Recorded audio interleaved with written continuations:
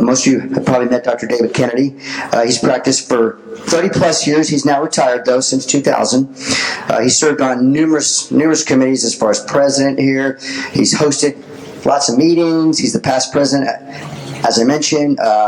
He's the author of the book How to Save Your Teeth, which I still show to my patients. That came out in like 93.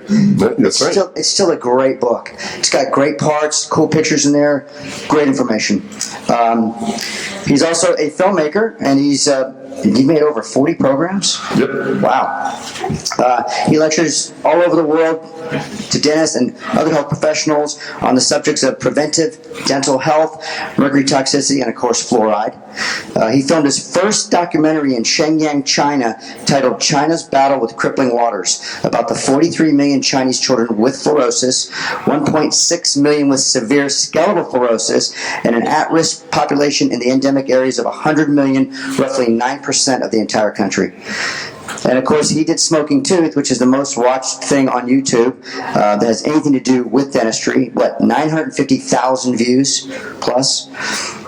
His most recent film was called Fluoride Gate, really good film. It's out there for sale, I think, at our booth, and it surpassed that benchmark in just 3 months after release in 2013. He's recognized around the world as an advocate for safe drinking water and biological dentistry, recognized leader in the field of preventive dentistry, I don't quite hit you. and an all-around good guy. As soon as she stops talking to him, Dr. David Kennedy. Thank you, Devin. That was the long version. Yeah, I got tired of flying all over the world trying to talk dentists into doing the right thing, so I decided to make movies and tell their patients what the dentist ought to be doing. That's working a lot better. The AGD disclaimer is that I don't have any financial interest in a product in my talk or in any of the companies that are offering grants, but I'm willing to take a grant if somebody wants to give me one, but I don't have any coming in. So, and the continuing education, medical education program. So that's to make sure that we don't have any conflict of interest, you know. So, it would really save me a lot of money if fluoride went away, but it's never going to go away. And the reason it can never go away is because it is an element. It's like, you know, making oxygen go away. Oxygen's not going to go away. It's an element. So we're going to get into some of the evidence of harm, and not so much on efficacy. It does have topically an impact. Is it better than anything else? No. But all these studies that show topically, their controls are nothing. Well, who likes to have nothing? So, you know, if you have an infection in your mouth, you need to disinfect it. And as we get into our biocompatible perio later on this afternoon, is you identify the name of the organism and you kill it. Does that sound like medicine to you? Well, dental medicine is exactly that. Gum disease is an infection. Tooth decay is an infection. And so you can measure the bug in the mouth that's causing tooth decay by having the kid spit in a tooth and incubate it for 48 hours. If it turns purple, they got strep mutans in there. I'll disinfect the mouth and have them spit in the tube again. By doing that, you can get the child that's at risk to be not at risk. And that's preventive dentistry. And you didn't learn that in dental school because dental schools don't teach that, and they don't believe in it. They believe in grinding holes in teeth. They believe in putting crowns in things. They believe in pulling teeth out and making little teeny mouths for orthodontics. And you know, it's all mechanical. Is it your school? Your education is dental mechanics and how to shape the filling just right, and how to grind just this kind of material and how that adheses to that. And it's not about the biology of the body. So I'm going to go through and show you a little bit about the biology of fluoride, and then you can make up your own mind whether or not you think that's a good thing to have around the house. So this is a postcard that I prepared for Modesto. These are 3 of my patients. I have permission from all 3 of these people to show these slides of their teeth, and the express wish was that this not happen to someone else. That everybody in these slides has asked me to try to stop this from happening to another generation, another person, because it's not pleasant. It's an injury that is totally avoidable. And so this is from Colorado back in the turn of the last century, that Dr. McKay noticed that the children had a lot of spots in their teeth. My uncle was from Dighton, Kansas, and his teeth were about the color of a nice old brown shoe. And that's because of natural fluoride in the water in Dighton. And I can tell you, it didn't prevent him from getting cavities, because I had to fix a bunch of them. He was missing 2/3 of his teeth. So it is a fallacy that fluoritic teeth are resistant to tooth decay. That is a made-up story. So you need to, oh, that's interesting. How did you determine that? And, oh, well, Dr. McKay. Well, that's not what Dr. McKay said, and even if it were, it would be an observation rather than a scientific study. But when the fluoride's incorporated in the enamel, it makes the enamel so much harder. Okay, so you know the Brinell hardness number of enamel, and you can tell me that fluoritic enamel has a higher number than non-fluoritic? Oh, actually, it's lower. It's porous.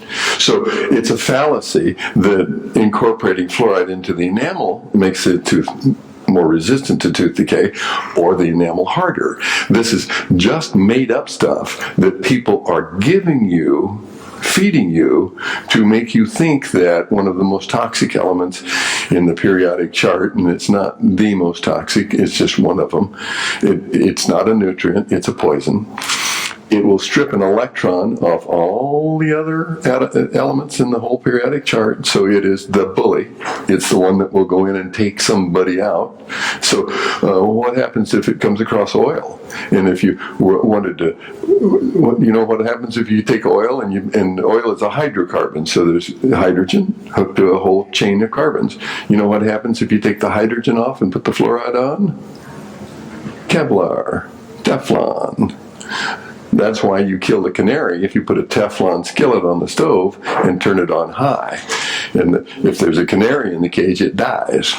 So it leaves fluoride in your food.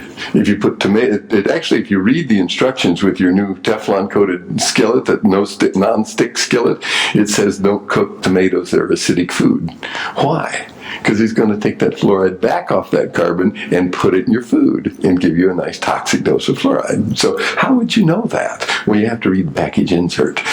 So anyway, this is fluoridated water caused the spots on the lady on the upper, I guess it's your upper left in the picture. And she had 6 sisters. Not one sister had a single speck of dental fluorosis. Now, you know why she got the dental fluorosis? She was raised in San Francisco for the first 3 years of her life, and then they moved. And so she got fed fluoridated tap water, and then they moved to an area that was on a well. And none of her other siblings have any dental fluorosis at all. And the dentists like to say, oh, it's just a cosmetic effect. And she's a model. And the photographer told her that she's never going to make it in this biz if you don't get those headlights fixed.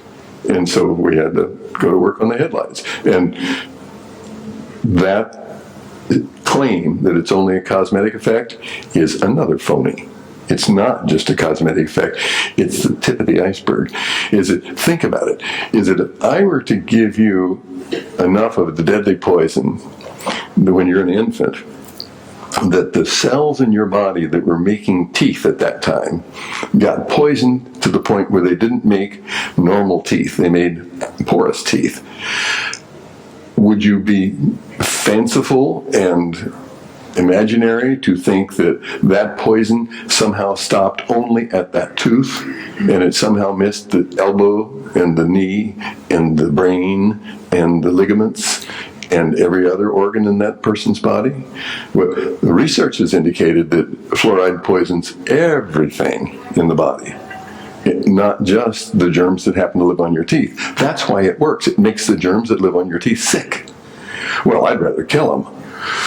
And that would be something like baking soda and salt and iodine. So Griffin was kind enough to mention my book. I have it in PDF form. It's out of print, and so anybody wants one, that card that Anita was kind enough to pass out is a way to contact me through the Fluoride Gate website. If you comment, it comes to me. So happy days are here again. So what happened in the 30s was people died from fluoride. You can look up the Donora, Pennsylvania, was a zinc town, and then they had a nice what's called temperature inversion, and that held the chimneys back before we had the EPA. I guess we're going to be back to that soon. Anyway, the chimneys just spewed the smoke from making zinc, and that all metals, aluminum, steel, zinc, copper, are hooked up with fluoride in the soil. And so when you take it and put it in an oven and heat it to high temperature, you drive that fluoride off. And that's what's coming out of the chimneys of your steel factories, your aluminum factories, and cement factories, because you heat the limestone up, you drive the cement off. So almost every major industrial process that you can think of involves heating and discharging fluoride into the environment. And more damage is done to crops from fluoride than any other source in this country. So Dr. Dean, who's known as H. Trendley Dean, is known as the father of fluoridation, was set out by the Alcoa aluminum guy, Cox, to survey the dental fluorosis and classify it. And so working for an industry, Dean came up with the most biased, ridiculous classification system for dental fluorosis that's ever been known to mankind. And it's used thoroughly by all the dental associations and the dental studies and the examinations, because what it does is it devalues the injury. And I'll show you how. Because we don't consider the baby teeth at all. Oh, it's a deciduous tooth, it's going to fall out. So forget that. And if your teeth aren't fully erupted, well, forget that too. And then so if there's any restorations on those teeth, well, forget that too. And those teeth will be excluded. And so one tooth, forget that. Don't worry about that. We'll call it questionable. And then if you got two teeth, the damage of the second most damaged tooth is what they use to classify it. So if you have one tooth that's crumbling and the other tooth that's just scarred a little bit, then the diagnosis is scarred a little bit. The person with the crumbling tooth doesn't think that that's a very good classification either. And so the way that they do this is that if 25% or less of the second most damaged tooth is scarred, that's called very mild. And that if the color is not part of the classification, and there's a very good reason for that, is that this tooth is porous. That's why it looks different. Dental fluorosis always erupts into the mouth being white, because that's the color it was underneath the gum. So it comes in white. But then it picks up stuff like if you were Chinese or something like that and drink some tea, then you end up with the porosity picks up the color of the tea. And so you end up with a more obvious lesion. All of them become obvious in time. And that's why we have all the bleaching centers around the United States, which are very profitable. And even in some states, just lay people can come in and charge you, $600 to put peroxide in your teeth, as long as they don't burn your gums off. And it's like putting peroxide in your hair. It makes you blonde. So you can take these brown teeth and turn them back chalky white again. So it's very nice.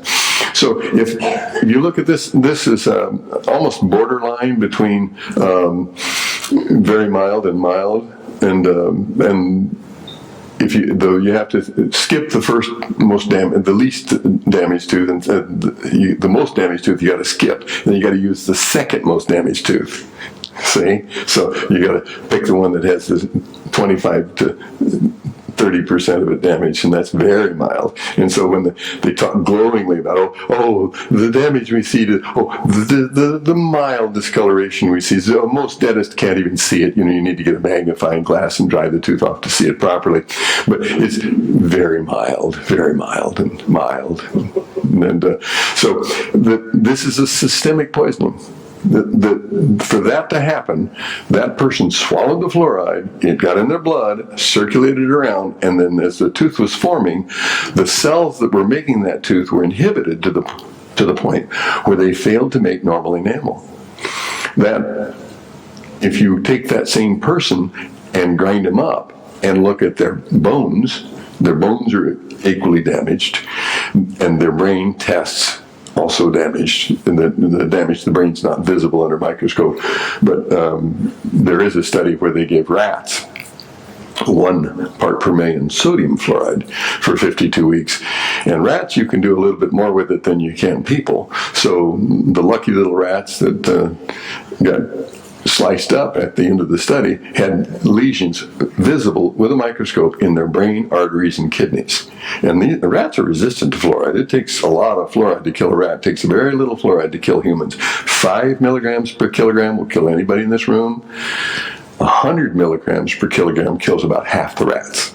So when you give a rat the alleged optimum dose of pharmaceutical grade fluoride, it has lesions in its brain, arteries, and kidneys. So the likelihood that the infants and adults in our society drinking 1 part per million, or now 0.7 parts per million, have lesions in their brain, arteries, and kidneys. And if you were to do that experiment, slice them up, they would say, that person ate at McDonald's. That's what that. Blame the person for the problem. Remember that. Whatever it is, that person swallowed the toothpaste, or that person did this or that. Blame the person for the injury. But they didn't go out and put silico fluoride in the water supply, so why would we blame them? And so they blame the child at every opportunity, and never themselves. And that the child drank formula with fluoridated tap water, and that who's telling the parents not to do that? We have a whole program called Women, Infant, and Children. Their sole job is to teach low-income mothers how to take care optimally of their infant. And will they tell her to use bottled water with no fluoride in it? Nope. And Doug Crago ran them down, and when they finally got an answer, the lady that was the director of the program in, I think it was Mississippi, she said, I checked with the dental director, and it would interfere with the fluoridation program, so we're not going to tell the mothers. So a bureaucrat is working with another bureaucrat to protect their salary and position at the expense of the children that she's supposed to be protecting. I think it's a crime in our time, I do. Can you tell it irritates me? So in 1986, they surveyed the United States in the first major broad-based randomized survey. It's not a case-controlled study, but a survey of tooth decay and dental fluorosis. And that the National Institute of Dental Research announced in their press release that water fluoridation was serving America's interests perfectly wonderfully, and it was good stuff, and it was really, and the tooth decay was declining nationwide, and it had to be due to the fluoride. And so my friend John Yamiana sued them for the data. And they said, no, you can't have that. But thanks to Richard Nixon, we have the Freedom of Information Act. And so they eventually took him to court, and they said, well, we don't have secret studies in this country. Of course, you can have the data. And so they furnished the data and then showed there was no statistically significant difference in tooth decay, fluoridated, non-fluoridated, partially fluoridated areas. And he also asked for the dental fluorosis data. And they said, we've lost it. Because the court can't compel them to produce the data if it's lost. And so they said it was lost. I think somebody should be fired. Here's an $11 million study, and they lost the darn numbers. My goodness, I mean, what if you lost the space shuttle? I don't know where I put it. It's around here somewhere. It was here yesterday. I know that. I'm not really sure where it is. Boy, I sure wished I could help you out with the data, but big, long, skinny thing, too, with fins in the back. I saw it around here. I don't know. So anyway, apparently they found it at some point in time because Heller produced this nice study or analysis of it, and showing that if there was 0 to 0.3 parts per million fluoride in the water, that you had about 15, looks like 14% of the kids had dental fluorosis. And remember, this is them counting the dental fluorosis, where, if you got one tooth, you throw that away. If you got 2 teeth, you take the lesser of the 2 teeth. Using that phony baloney study, 14% of the kids had dental fluorosis in 1986 in non-fluoridated areas. Well, can you hear horns going off and problem? When you got 14% of the children in a country showing visible signs of fluoride overdose in an area where it's not coming from the water,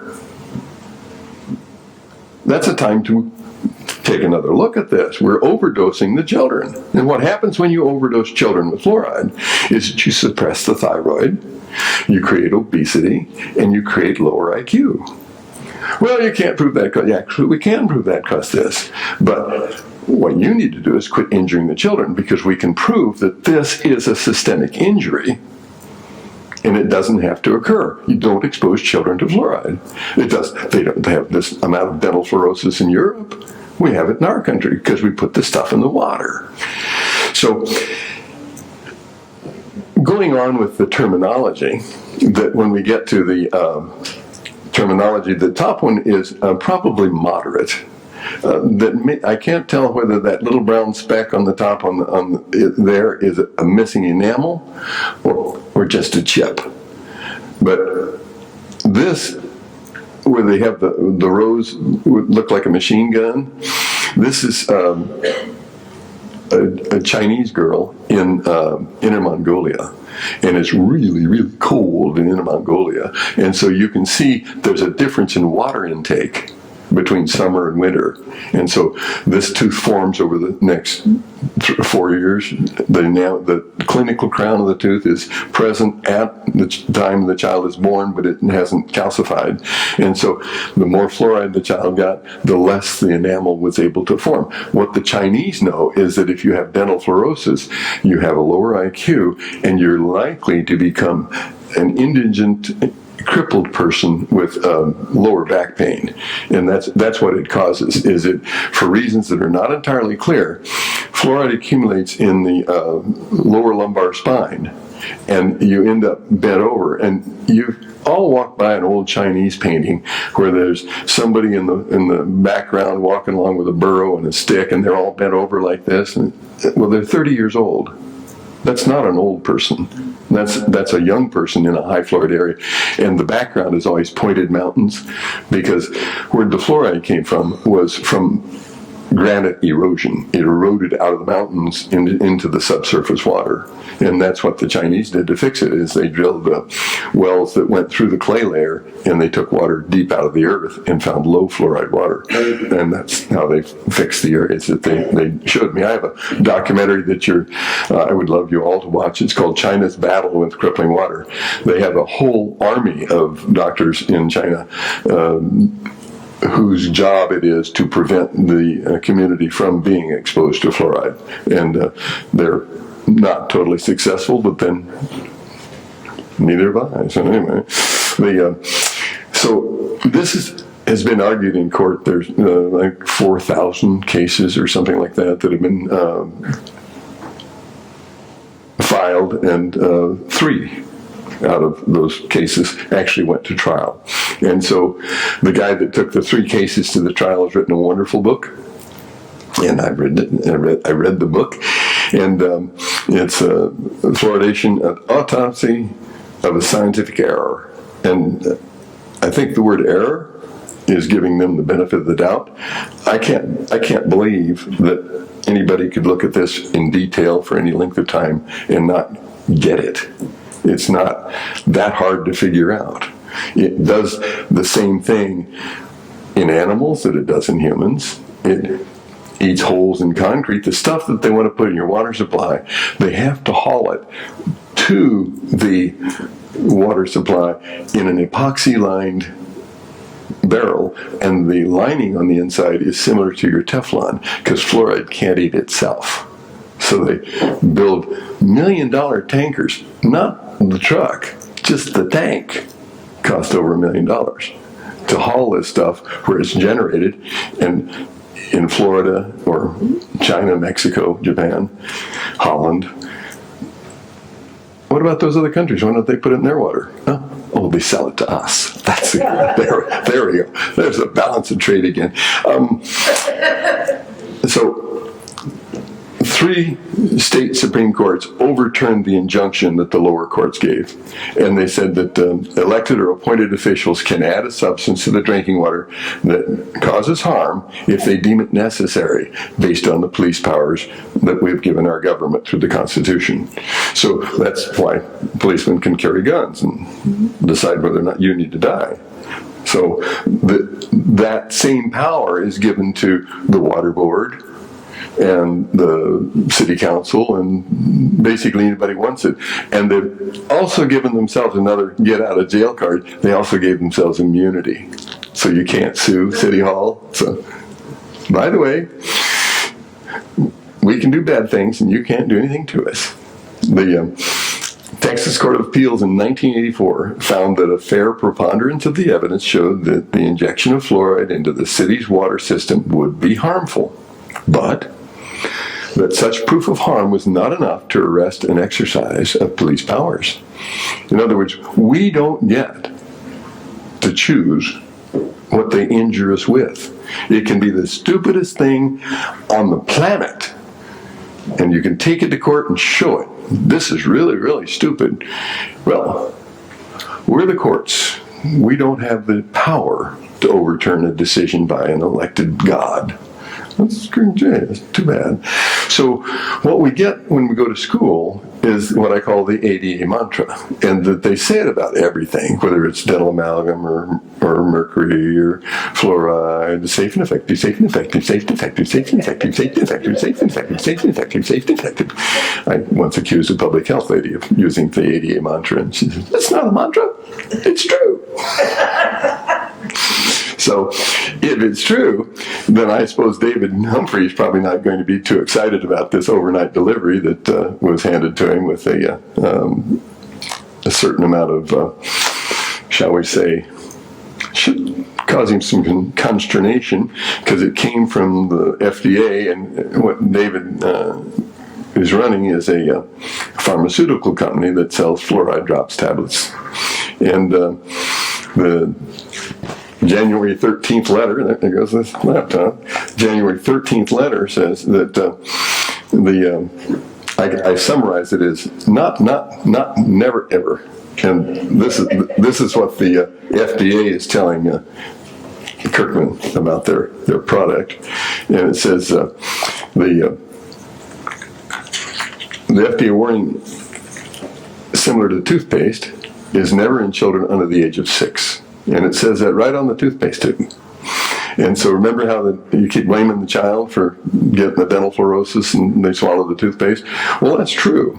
Is that they've done studies on children with toothpaste. Is that if you put a substance in the child's mouth that's measurable, a flavored toothpaste of some kind, I don't think they use fluoride in this one, but that from every age, from when they start getting teeth, 2, 3, 4, 5, and they measure after supervised brushing, that's also supposed to occur if you're using fluoridated toothpaste. You're supposed to supervise them to make sure it's all spit out. So when researchers are supervising to make sure it's all spit out, some children don't spit any of it out.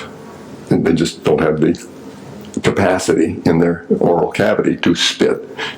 None of them from 2, a few at 3, but until about 5 or 6, children don't get what you put there in their mouth back out.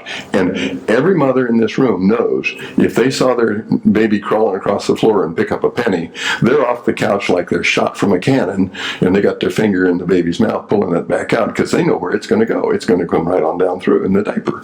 But because babies swallow, they don't spit. And that if we have a deadly poison in a toothpaste and we let them use it, then is it the child's fault? Is it the baby that swallowed the toothpaste, or is it the idiot that gave them?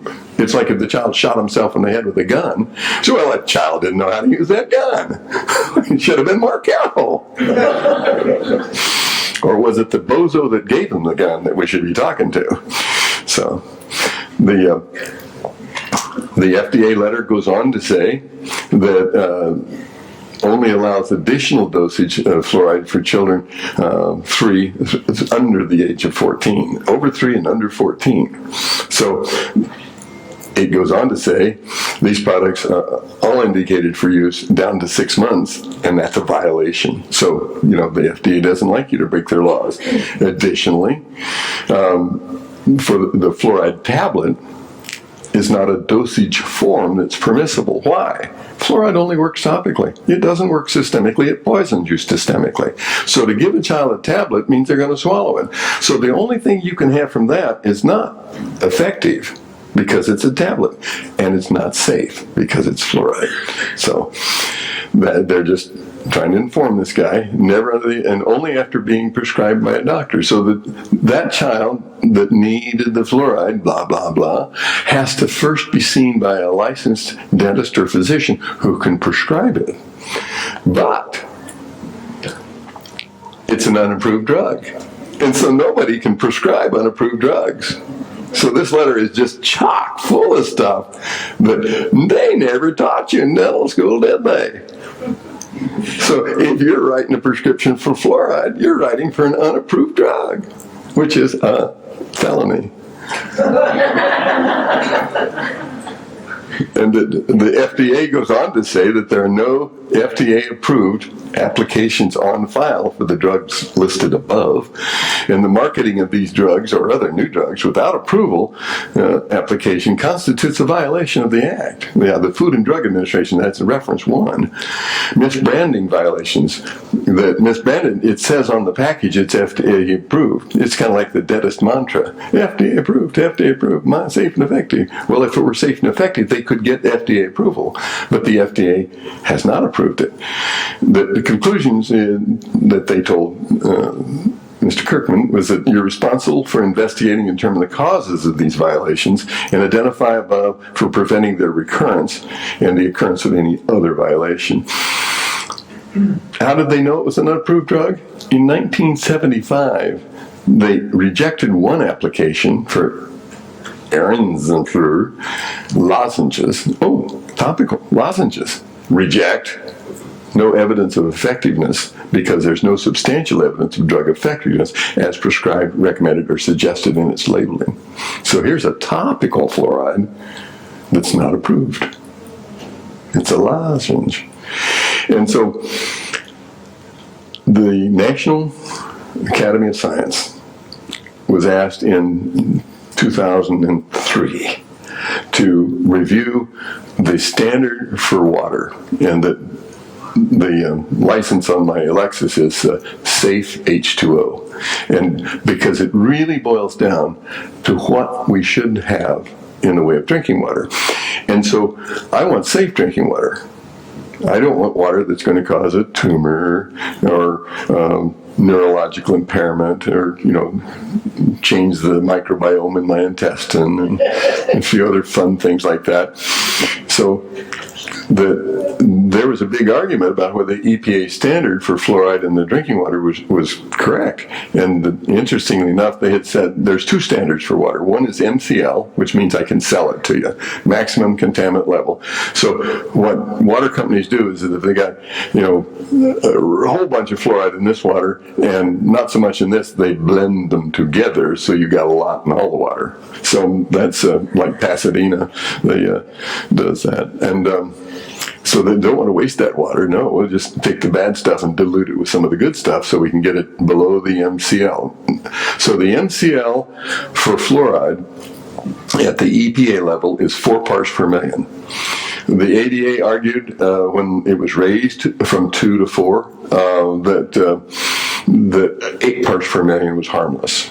And they cause no problems whatsoever, and they're great experts in fluoride because they do no research and they owe no duty of care to the public, so they were able to comment quite freely about stuff without fear of reprisals.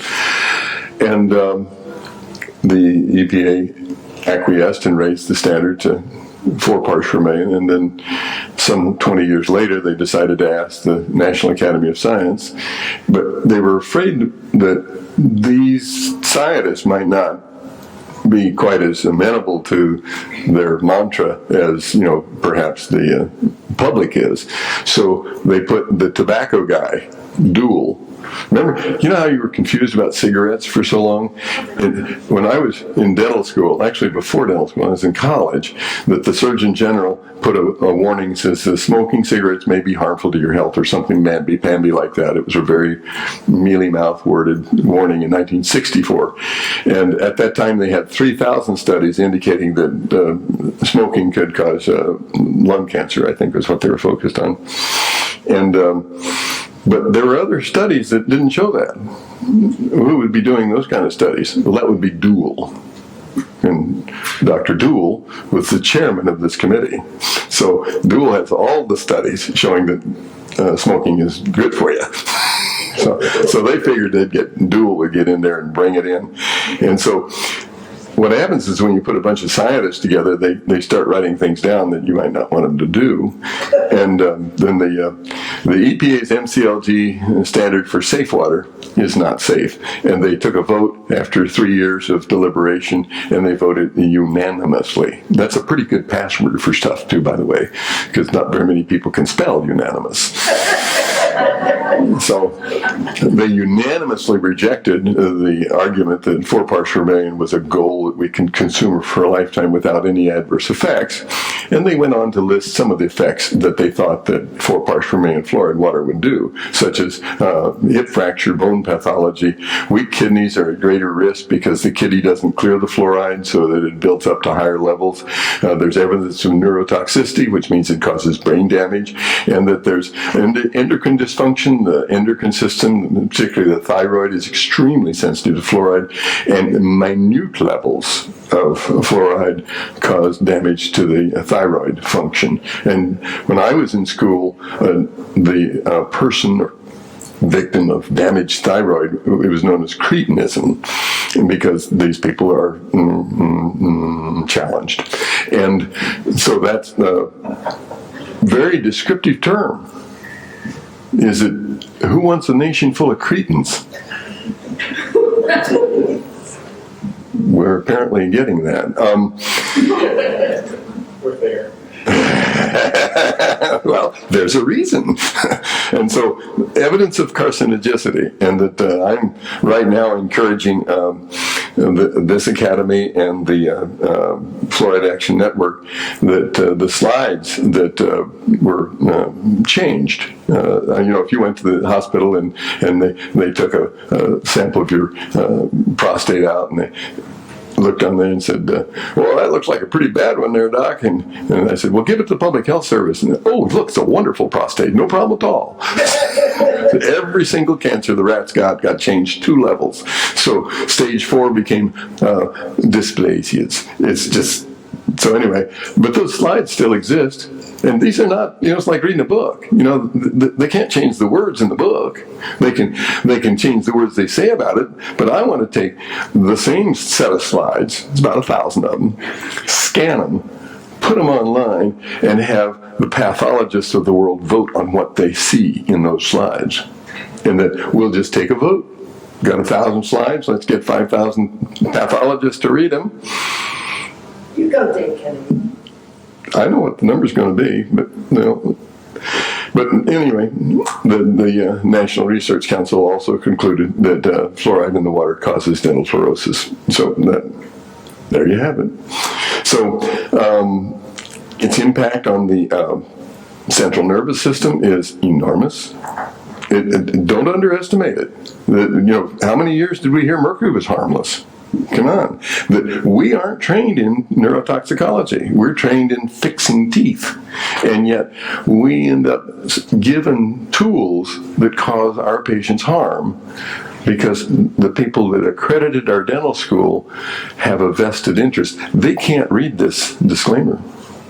They can't read that to us because they make hundreds of thousands of dollars a year with their seal of approval.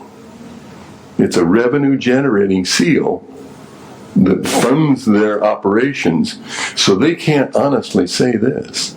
And they receive, in addition to their seal of approval, they also receive grant monies from all the companies that have fluoride in their products. And matter of fact, you won't find a seal of approval. They insist that the toothpaste companies put fluoride in order to get the ADA seal of approval. So in the National Research Council, they reviewed the neurotoxicology, I think it's Chapter 9, and the guy, I was telling you about the rats that drank 1 part per million fluoride and had lesions in their brain arteries and kidneys. Well, that study was known as Marner, Jensen, and Isaacson. Dr. Isaacson has passed away. He was very elderly at the time. But Bob Isaacson was the chair of the neurotoxicology review. And he concluded that there are human studies showing fluoride's neurotoxic. There are animal studies showing fluoride's neurotoxic. There are neurochemical effects that can be measured. And then they made recommendations such as, where it falls, it's more toxic than lead and slightly less toxic than arsenic. And so the Grandjean, among others, has recommended in the Lancet Neurotoxicology Journal, the Neurology Journal, that fluoride should be classified as a neurotoxin, just like mercury and lead. Why should it get a pass? Do you know what element has its own team of lawyers? Oh, that's fluoride. They have $600 an hour lawyers ready to defend it at a drop of a hat. And that's because it's important to industry. They want to continue to leak it into your water supply and into the bedrock. The secret ingredient, they're all funny about fracking. The secret ingredient in the fracking chemicals? Fluoride. What breaks rocks? Well, that would be fluoride. So they got to keep it a secret, but how are you going to dispose of it? Well, we're going to inject it back in the groundwater. Does that mean that your well is going to start sucking up some of the fracking chemicals? Apparently, yes. Because there are some people complaining about the fracking chemicals leaching into their water supply. And so Grandjean went on to say that untested chemicals should not be presumed to be safe for a developing brain, and chemicals in existing use and all new chemicals must therefore be tested for developmental neurotoxicity. Boy, doesn't that make a lot of sense. Do you hear how many people said, yeah, let's do that? Don't look, don't find. So, where can you be exposed to fluoride? And so we've kind of belabored the point of drinking water, but do you have fluoride leaking dental fillings? Can you tell me the dose of fluoride to the cheek adjacent to a buccal composite with the fluoride leaching? No. Can you tell me the pharmaceutical industry has a lot of fluoride in products? Prozac, fen-phen, the diet drug that ruined the heart, fen-phenphenpluramine. And so these psychoactive drugs. Well, how come they're so psychoactive? Well, fluoride drags that molecule right into the brain. It makes it work. It's why they got to put it in there. It's why it works. And so I was talking to an anesthesiologist and who was wanted to give me a little anesthesia for some footwork, and I said, well, I'll just do local. And I said, well, it's getting late, you got the golf lessons, we wanted something real quick here. And I said, I just soon not have to inhale fluorothane.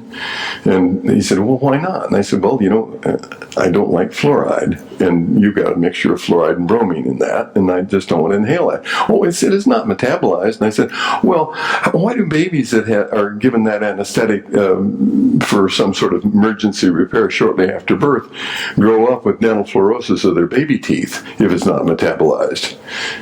Well, I don't know. Well, they say the same thing about Prozac. Oh, it's not metabolized. Well, how do they tell if you're taking your Prozac? They measure the fluoride in your urine. Well, you know, if it gets off the molecule and goes around through the body and comes around through the kidney and plops into that little cup, it came loose from the Prozac.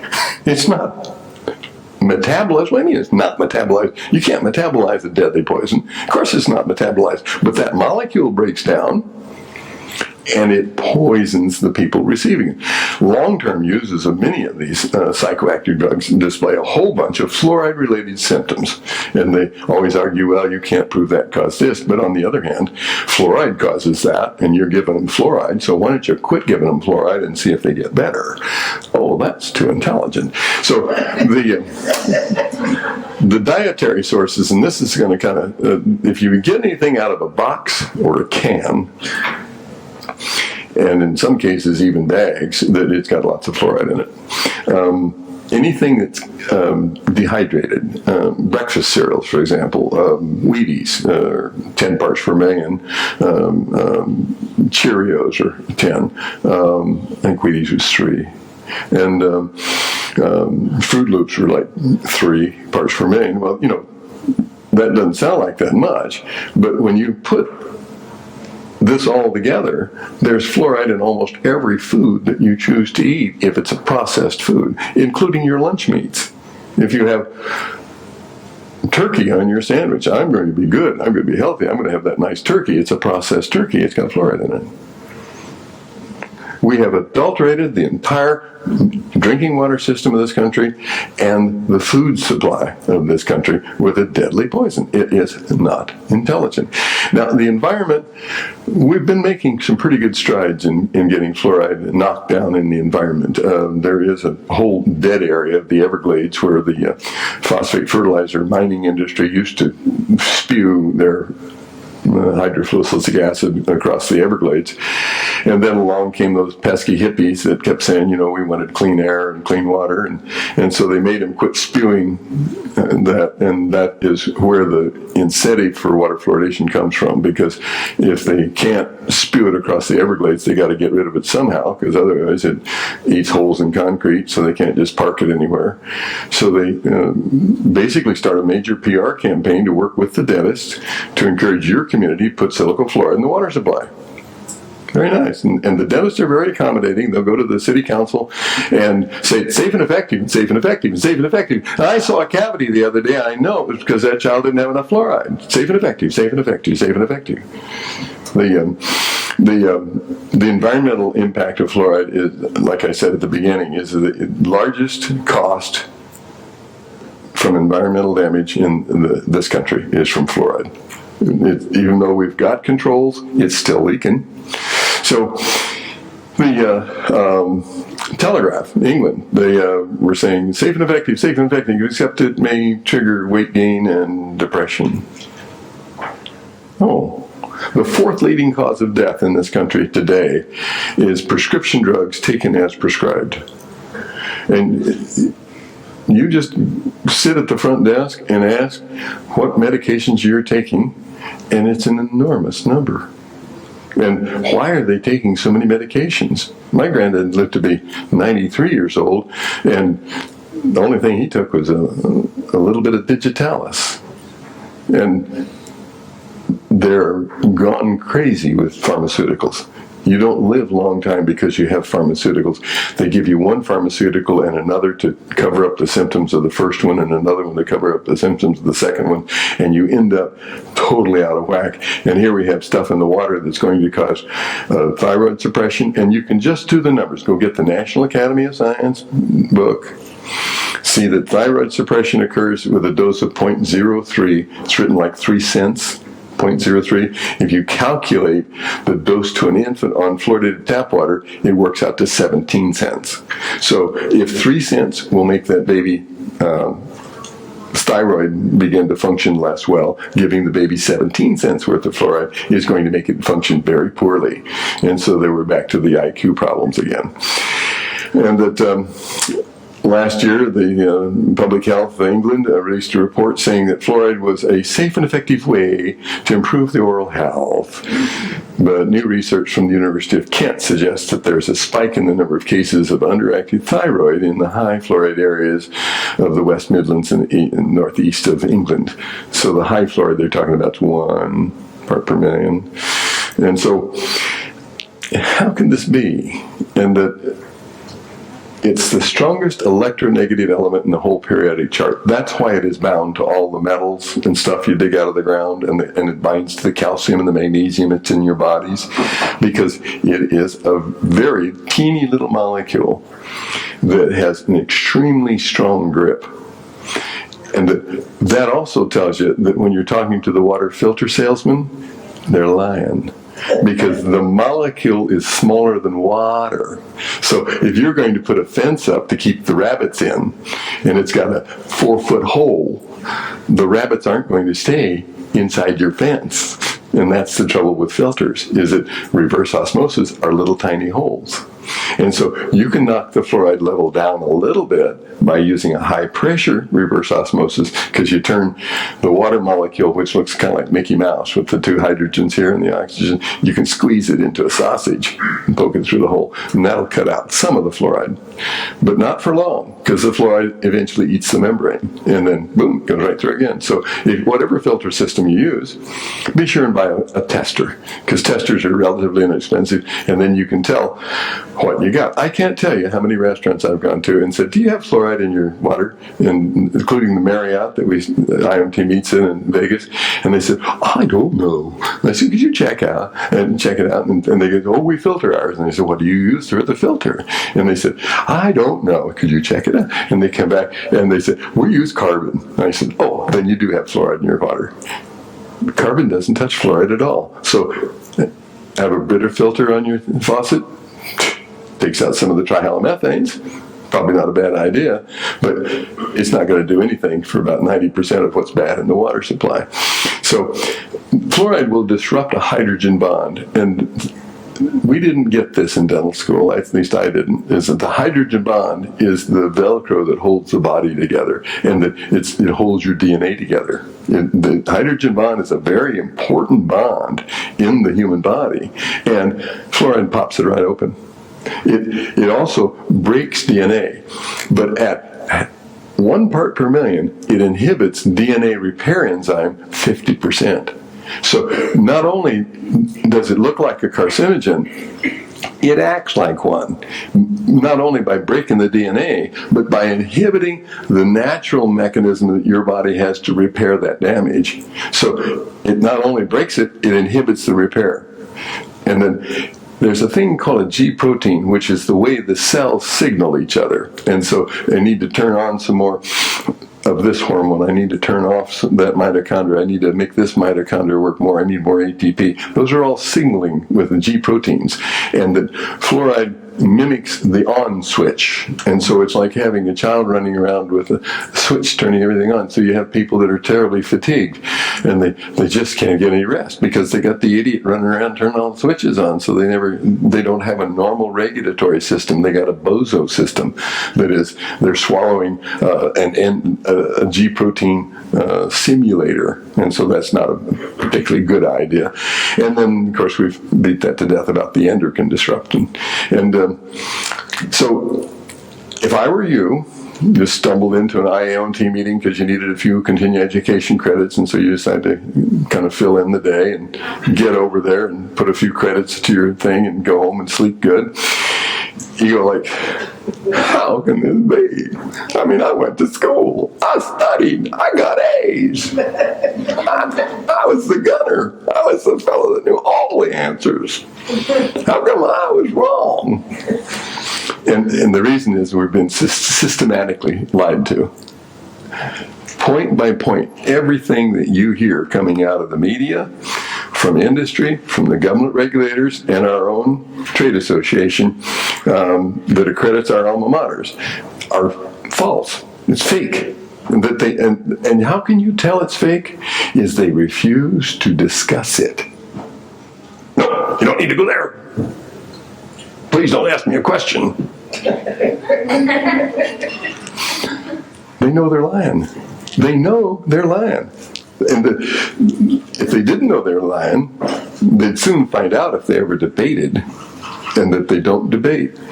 So there are books on the subject, and I strongly recommend Christopher Bryson's book, The Fluoride Deception.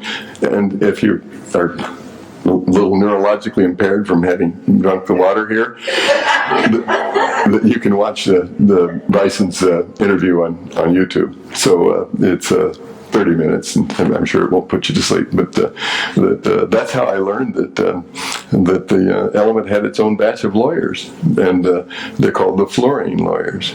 Wow. And one of them died, and his family donated his papers to the Chicago Library.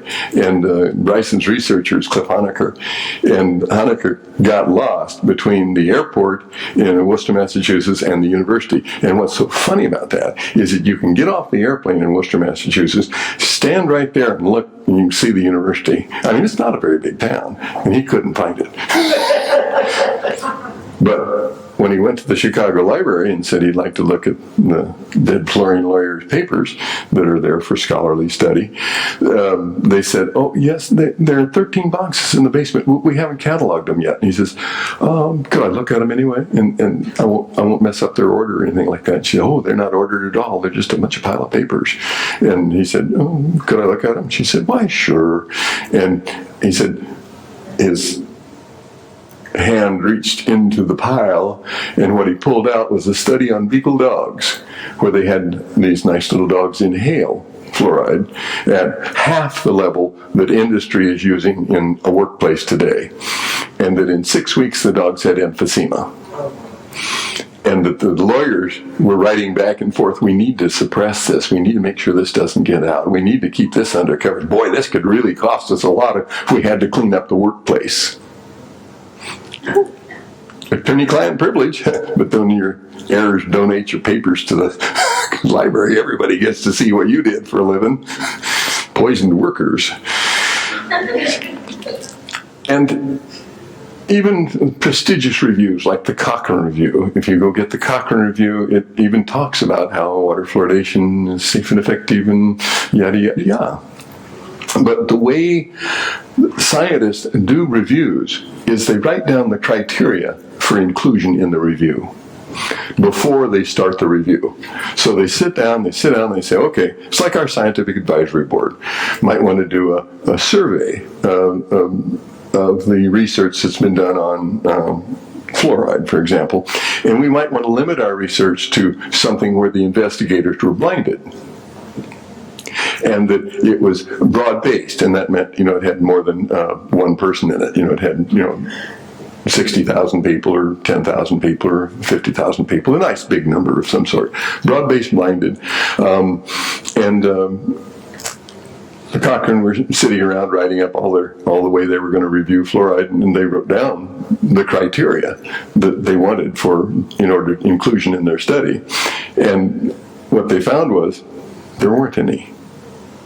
So what they did is that they went back, and the available data comes predominantly from studies conducted prior to 1975. Unblinded studies with no controls. Well, they know better than that. But before they did that, Dr. Sutton's book, and I have a PDF copy of that for you. It's out of print. Dr. Sutton was a dentist, but he also was a statistician. He had a degree in statistics, which is another good password for you. And spell that, will you? Statistical. Dr. Sutton went through all of the studies before 1980, and he wrote them all down. And he showed not only how the statistics had been manipulated, but in the reports on the studies, the reports varied in the number of children that were examined. Well, I'm sorry, if you're doing a study and you're saying you examined 25 children in this one, and the next time you report on it, you just examined 23, and the next time you report it, you examined 21, that either you're forgetful, which as a dentist I can understand how that could occur. I've had that. Wheels down on final. I've got that. Wheels down on final. There we go. But the statistically significant differences that they were claiming were not there because the studies were not adequate by anybody's design, and that's what the courts had determined, that there is no evidence of safety or benefit in adding fluoride to the water supply. And think about it. Is it where everybody's in agreement now? If you read the ADA Journal from 2000, John Featherstone wrote the cover page article, 13 pages, I can send it to you, talking about how fluoride works. And it says the amount that comes out in your saliva after you swallow fluoride is too low to have a measurable impact on the carriage process. So that means that the same level of fluoride that caused those teeth to come in funny and the brains to end up fried was too low to have a measurable impact on tooth decay. Two, he said that it works predominantly topically after the tooth is in the mouth and not on the enamel. It works on the biofilm that's on the tooth. It makes the biofilm sick.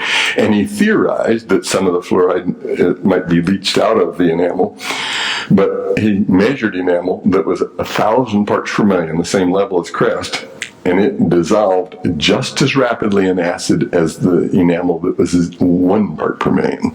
So that adding more fluoride to the enamel of the children does not improve their oral health. And so Dr. Sutton pointed out all the flaws in the studies they used to promote fluoridation before 1980. It's a good book to read, and it gives you some clarity. But as we've moved into the internet age and more people are becoming aware of the fact that the dentists are large liars that are cared not one iota about their health, care only about their continuation of practice, and they keep their dental society happy, and they continue to either use mercury fillings or don't use mercury fillings but don't protect the patient, and don't stand up to fight fluoridation in their community, don't behave like a profession should, but instead have acquiesced to a trade association. But the nice thing about all these community activists is they start digging stuff out. And if you want to be a liar, I don't recommend it, because every time I told a lie, I got caught. And sometimes it can be a little while, and sometimes it can be a long while. But I'll tell you, they're just not out any way you can hide it forever. And so here's a lady, McLaren, and she's really into fluoride. And she's when the people in Calgary, thanks to people like David Warwick and some of our Academy members who fought tooth and nail to get fluoride out of the water of Calgary, Canada. So along comes a liar and said, tooth decay dramatically increased in children after fluoride cessation in Calgary. Let's see. Is that true? She omitted data. She herself had done several studies, and she cherry-picked one that she liked.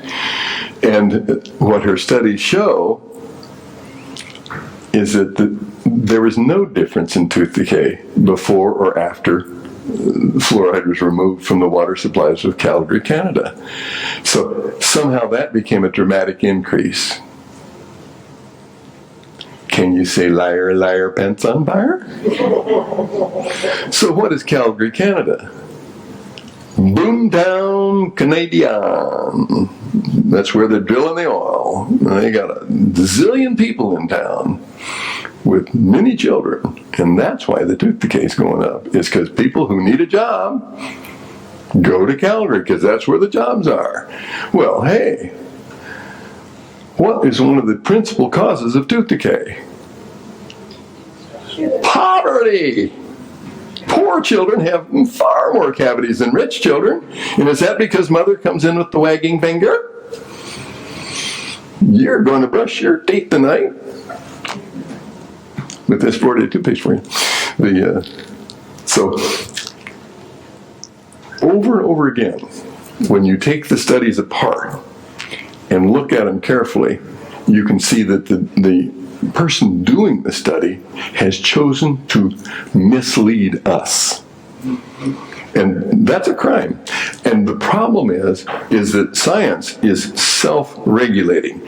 And so that means that you are supposed to have the integrity, moral courage to do honest, careful, meticulous analysis of the data and report it honestly and truthfully. You're not supposed to leave out data points that don't fit your story. You're not supposed to manipulate the reader into believing what you believe. That's called bias. And so one of the ways you get rid of bias, or try to anyway, is you blind the investigators. And my friend John Yamianis taught me to memorize this statement, is that there are no broad-based blinded studies of animals or humans that have ever found a statistically significant reduction in tooth decay from the addition of 1 part per million fluoride to the public drinking water. Despite the safe and effective. So,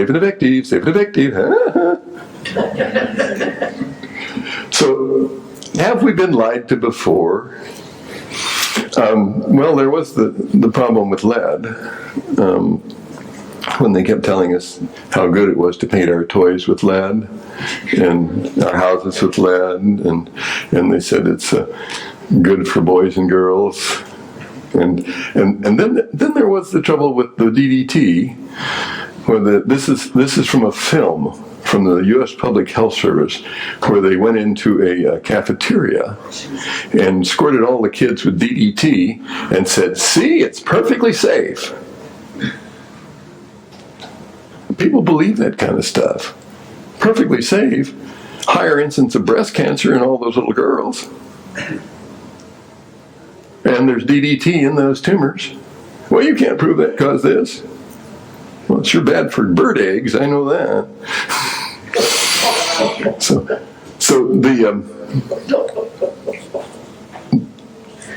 And you know, it just took one lady, Rachel Carson wrote the book Silent Spring, and it was about the soft eggs that DDT caused, and it went away like that. Last year, in the world, more DDT was produced than the year that they banned it in the U.S. So they may have banned it in the U.S., but they didn't quit making it. Bad things just never go away, and it's until you hold your defeat to fire. So Pew live up to the smell of their name, make lots and lots of money from oil and gas. And the secret ingredient, I've already let the cat out of the bag, is that the way they're using their fracking materials is fluoride. And so recently they've become involved in the water fluoridation effort, and they have an army of liars that spread out. And this is a slide that somebody snatched from their instructional video or PowerPoint to teach them how to lie. And what it's telling them is that don't go here.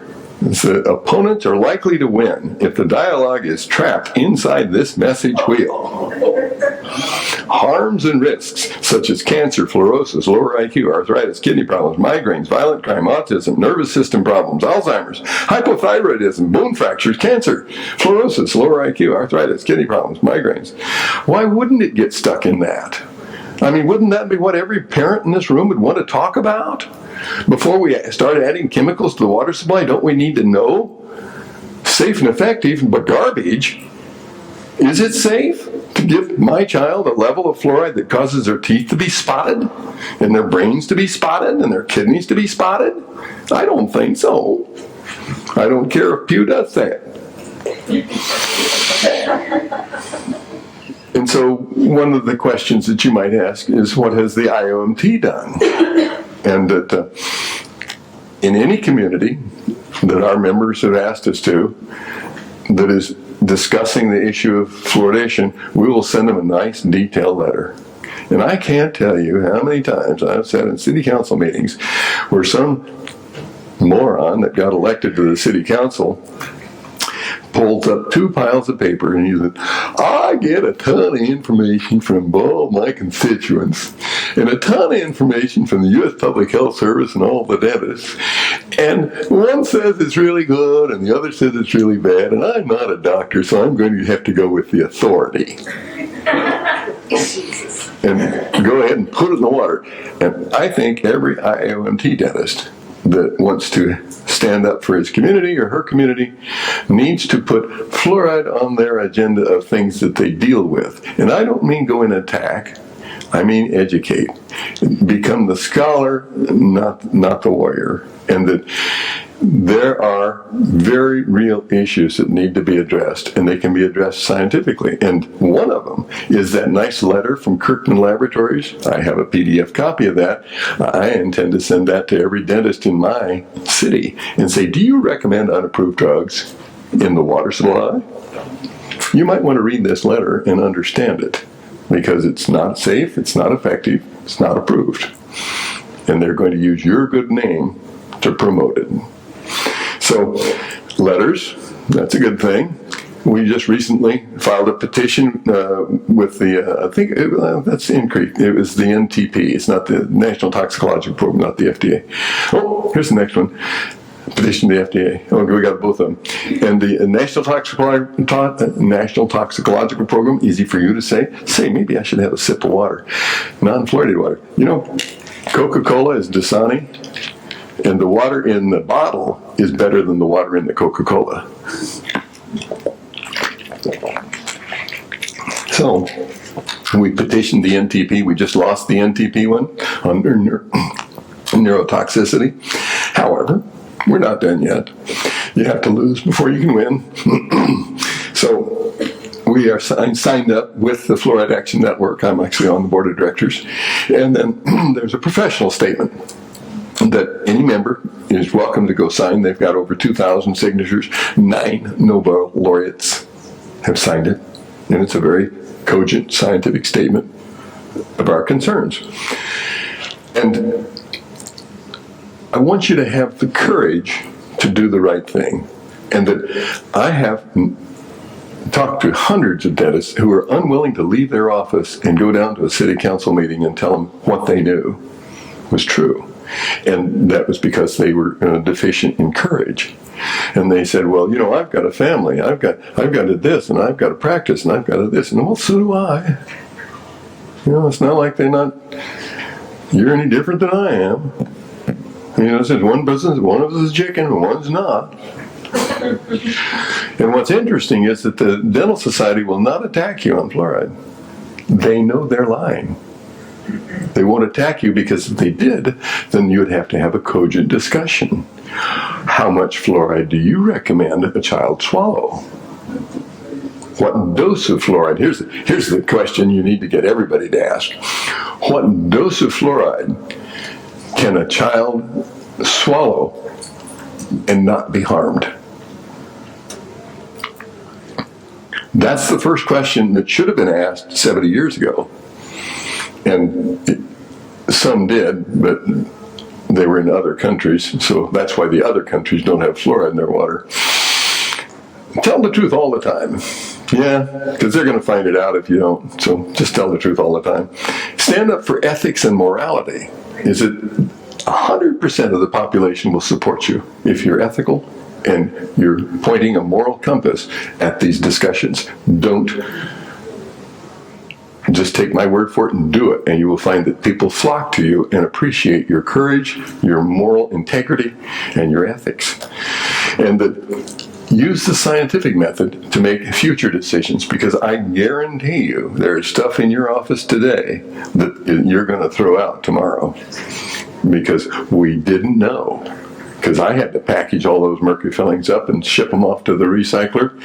I was berated by the lady from Sweden because she said recycling mercury fillings is immoral. Because once mercury is out of the ground, if you don't put it back in the ground and permanently store it, it will get into the environment or into people. Recycling is not permissible in Sweden for mercury. It's permanent storage. They've got barrels of it designed to last for 1 millennia, but they're sitting next to the next barrel for another millennia, and another millennia, and another millennia. They intend to store it forever underneath the ground in salt mines. And you have a right to demand answers is that if people are going to tell us stuff and sell us stuff, I one time had a lecture here at the Academy on the carcinogenicity of the aniline anesthetics, Novocaine, Xylocaine, Carbocaine, and it all breaks into a carcinogen. And I went to the booth, at Astra booth, at the next ADA meeting I was attending, and I walked right up to the Astra booth, and I said, "Say, I'm looking for an anesthetic that doesn't break into a carcinogen. Do you carry that?" And he says, "No, we don't." The salesman said, "No, we don't." And I went to damn dental school. How'd the salesman know that? They don't have one. There are anesthetics that don't break into carcinogens, but he didn't have one. How did we get this far down the road? They forgot to mention that injecting people with local anesthetic also injects them with the carcinogen. Well, why don't we use the kind that doesn't turn into a carcinogen, huh? That's the kind I want. So how will we change this? We will change this in your office by talking to your patients. You will change this by talking to your community. And you will change this with postcards. I just gave you one for my new film. That way you can get a hold of me through that website. And we have bumper stickers. Fluoride's not safe for babies. We have videos, YouTubes. We're trying to work into the youthful media. I don't think I could do Snapchat.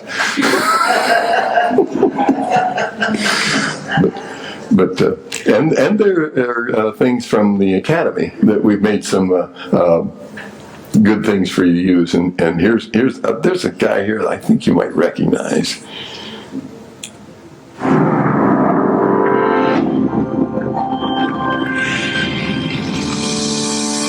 I'm Dr. Griffin Cole, a practicing dentist of over 20 years here in Austin, Texas. This package that I'm holding here contains sodium fluoride. Sodium fluoride is a drug that is routinely prescribed to children in the United States as a means to prevent cavities. It also comes in tablets and lozenges. These forms of fluoride are often called fluoride supplements.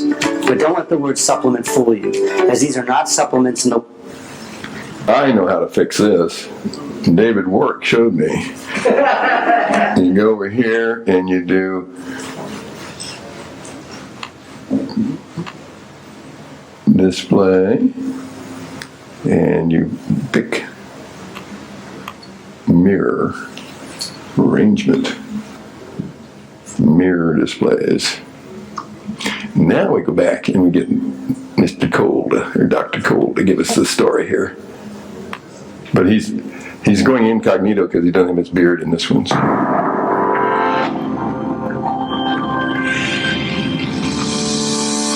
I'm Dr. Griffin Cole, a practicing dentist of over 20 years here in Austin, Texas.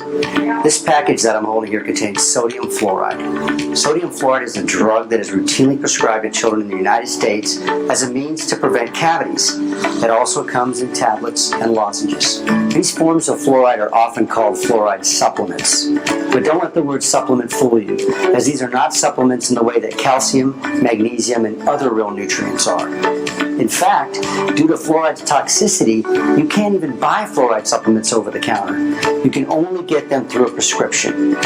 And unlike true dietary supplements, fluoride is not an essential nutrient, which means you don't need to swallow any fluoride to maintain good health. It's also crucial for you to know that according to a recent warning letter from the FDA, marketing fluoride drugs as cavity preventatives violates federal law because the FDA has never approved these drugs for this purpose. Yet these drugs are still being prescribed to millions of children throughout the U.S. and are even still being sold at the nation's largest pharmacies, including Walgreens, CVS, Rite Aid, and Walmart. That's exactly why we need your help to remove these unapproved drugs from the shelves. The overwhelming consensus among scientists today is that fluoride's primary benefit to teeth comes from topical application to the outside of the teeth, such as from brushing and rinsing, and not from ingestion. So there's no need for children to swallow any fluoride, whether in drops, tablets, or water. Swallowing fluoride is not only ineffective, it's potentially dangerous, especially for children. Fluoride is now well recognized as an endocrine disrupting substance and a neurotoxin. Studies suggest that ingesting fluoride during early childhood may cause learning and behavioral problems, low thyroid function, and other potential harm, including bone fragility, bone cancer, and dental fluorosis. Dental fluorosis is a visible mineralization defect of tooth enamel caused by excessive ingestion of fluoride during childhood, which can be permanently disfiguring when present on a child's front teeth. Based on what we now know about fluoride, we need to find ways to reduce children's intake of fluoride, not increase it. Removing unapproved, ineffective, and dangerous fluoride drugs from the market is one obvious way to do that. You can help put an end to this illegal practice by sharing these essential facts with others. 1. You don't need to swallow fluoride in any form, whether in tablets, drops, lozenges, or water. 2. Ingesting fluoride presents serious health risks, particularly for young children. And 3. Fluoride supplements are prescription drugs that have never been approved by the FDA. The Fluoride Action Network and the International Academy of Oral Medicine and Toxicology have filed a petition with the FDA calling on the agency to take action against all companies selling fluoride supplements. Please sign our petition to tell FDA that you agree.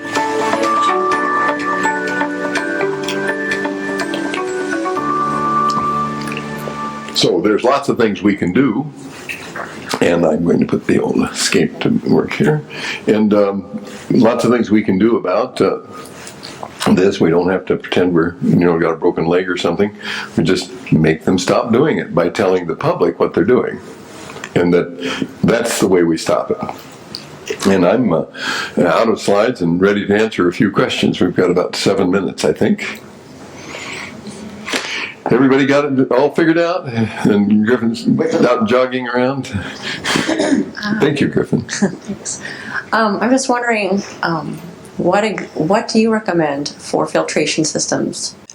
I have... Or homes or at-home system? I have a very expensive filtration system in my home. I have a computerized double tank system for the wash water, if you will, the stuff that I flush my toilet with and whatever. And then for drinking, I have a distiller that distills 10 to 12 gallons a day with pumps that on demand to 3 different areas of the house, that at any time, if you're cooking, there's a faucet in the kitchen that has distilled water. One of the problems with distilled water is that there are no minerals in it, but you can buy minerals in tablet form that are pure, and there's the minerals that you typically want out of water are calcium and magnesium. The minerals you typically do not want in the water are lead, mercury, arsenic, cadmium. They're in there. They are at levels that will cause harm. I talked about this earlier. There's 2 standards for water. One's MCL, I can sell it to you. One's MCLG, and that means it's good for you. So if you get your water bill and look at it and take the annual report, there are lots of things in there that are not at the MCLG. Arsenic, for example, is 4 parts per trillion. That's the T word. If you had a Charger Stadium completely full of water, 4 drops would be 4 parts per trillion. So, infinitesimal amount of arsenic will cause a bladder and lung cancer is what they considered 4 parts per trillion. Any water with fluoride in it is about 4 parts per billion. So it's 1,000 times higher than the level that is known to cause harm. However, your water report will put ND. That means non-detect, and that's because they want to use 1950s technology to tell you how good the water is. But by using a very primitive measure, they can't detect down to the level that's good for you. So they just say ND, and then you're supposed to assume that it's fine. I guarantee it's not. And so the distillation for your own personal drinking water or purchase of a mineral water that is from a spring or a mountain spring that has been analyzed meticulously. The whole house filtration system cost me about 10 grand.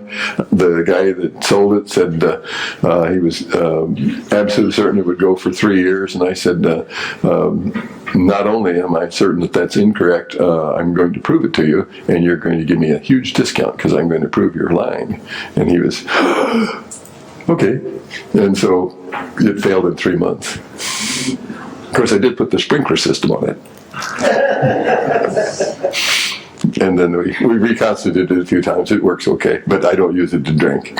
But I run it into my distiller, and then the distiller takes the rest of the stuff out. After I've distilled it, I run it through carbon again, and that takes the taste out of it, and we put the manganese and calcium back in. Yes, I like water. Please. So if you have chelation for mercury, what do you have for fluoride? Well, that's a good question. The antidote, they don't have chelation for fluoride, but the antidote to fluoride poisoning is calcium, magnesium, vitamin C, selenium, and iodine. So write it down: calcium, magnesium, and vitamin C, selenium, and iodine. And that's the. I was at the Metropolitan Water District, and a guy came up to me after the meeting and asked that same question. He said, "I think I have fluoride poisoning." And he said, "What can I do about that?" And I said, "Calcium, magnesium, vitamin C, and selenium." And he said, "Oh, let me write it down." And he sent me a video. He's a filmmaker. That's why he was there. He sent me a video of himself out pumping iron and in his workout. And he said, "Thanks, Doc. That made all the difference in the world." He said, "I'm 10 years younger and I can lift an extra 50 pounds. And it took him a year.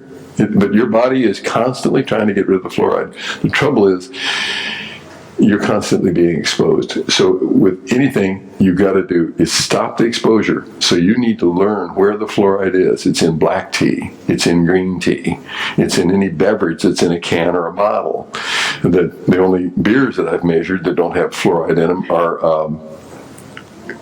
Sierra Nevada Pale Ale and Yingling are the only ones that are 0. Sam Adams is 0.1. Corona is 0.1. Most of the wines are fairly high in fluoride because it's used as a pesticide. So the ones that are low in fluoride or 0 fluoride are organic. So you have to go organic and or from a known source. Good questions. Okay, for years I've always told my parents of my pedos to watch their children because kids die every year from eating their toothpaste. When they're not looking, they're in the bathroom eating their toothpaste. There should be a warning. There should be a warning on it. There is. And so it's really sad. But also the thing, we always keep Tums in the office. I always had Tums when I did do fluoride because kids like, "Oh, my stomach doesn't feel good. Here's that Tum." But now I just don't even do it. Totally against it. You're going to meet my friend Boyd Haley coming up this next day or so. And Boyd and I were on a trip to Germany in '94. Germany banned the use of mercury fillings in 1926, and then they lost a war. And so the mercury fillings came back at the end of World War II, and then our research indicated that mercury's leaking out of them, so Graham Hall held a meeting in Dusseldorf in 1992, and we just blew their socks off with the evidence that we had at that time, and so they banned it again, and then they said, a couple of years later, all those people got fired over the AIDS issue, and so the new group came in and says, "Well, I wonder why they banned those mercury fillings. There's nothing wrong with those." And so they had to have a major scientific conference, and that's what I'm saying. This is what they need to do, and this is what Germany did. They had a major scientific conference. They invited 12 people that thought mercury was good, 12 people that thought mercury was bad, and they had 2 peer reviewers, and they had asked Mike Ziff to be a keynote speaker, and so we all went to Germany on a weekend.